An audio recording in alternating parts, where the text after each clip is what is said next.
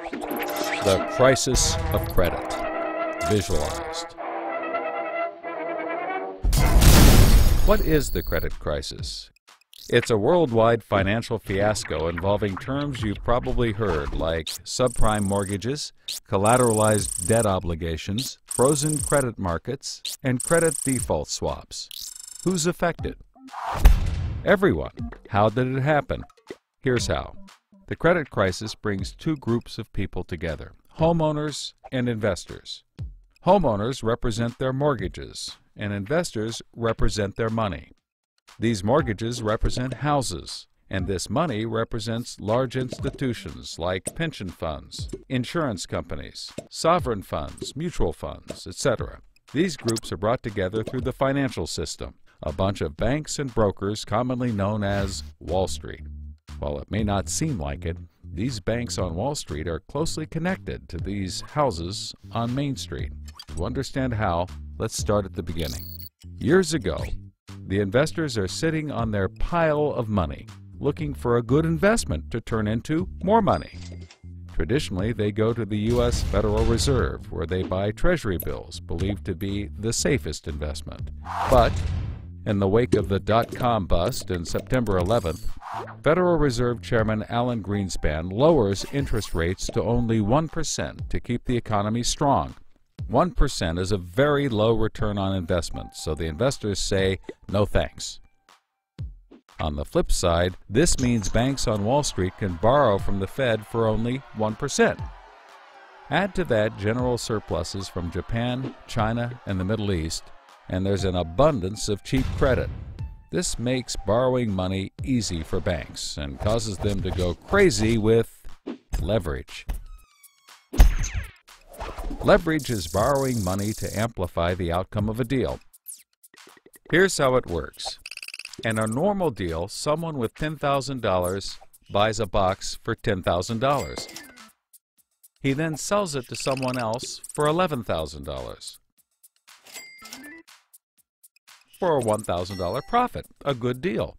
But using leverage, someone with $10,000 would go borrow $990,000 more dollars,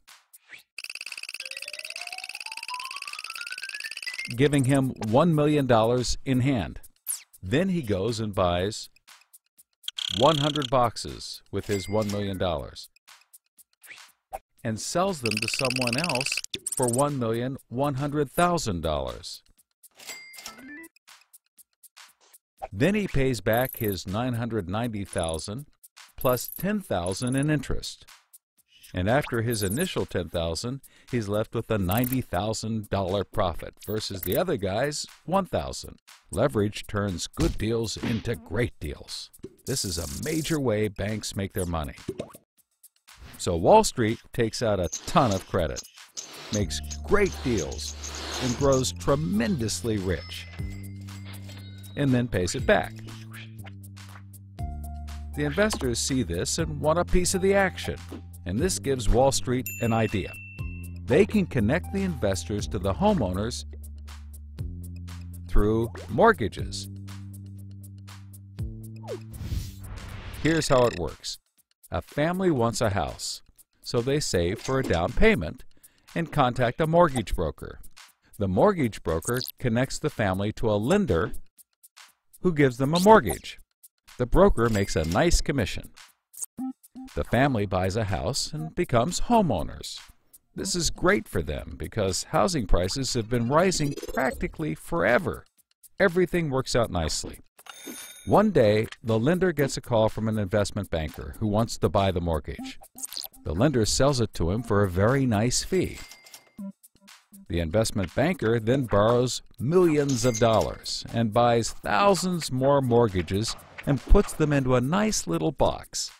This means that every month he gets the payments from the homeowners of all the mortgages in the box. Then he sicks his banker wizards on it to work their financial magic, which is basically cutting it into 3 slices: safe, okay, and risky. They pack the slices back up in the box and call it a collateralized debt obligation, or CDO. A CDO works like 3 cascading trays. as money comes in, the top tray fills first, then spills over into the middle, and whatever is left into the bottom. The money comes from homeowners paying off their mortgages. If some owners don't pay and default on their mortgage, less money comes in and the bottom tray may not get filled. This makes the bottom tray riskier and the top tray safer. To compensate for the higher risk, the bottom tray receives a higher rate of return, while the top receives a lower, but still nice return.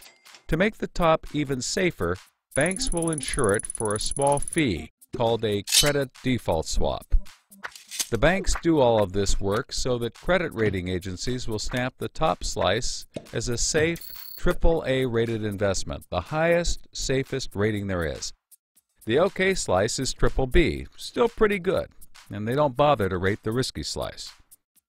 Because of the AAA rating, the investment banker can sell the safe slice to the investors who only want safe investments. He sells the OK slice to other bankers, and the risky slices to hedge funds and other risk takers. The investment banker makes millions. He then repays his loans. Finally, the investors have found a good investment for their money, much better than the 1% Treasury bills. They're so pleased they want more CDO slices. So the investment banker calls up the lender, wanting more mortgages. The lender calls up the broker for more homeowners, but the broker can't find anyone. Everyone that qualifies for a mortgage already has one, but they have an idea.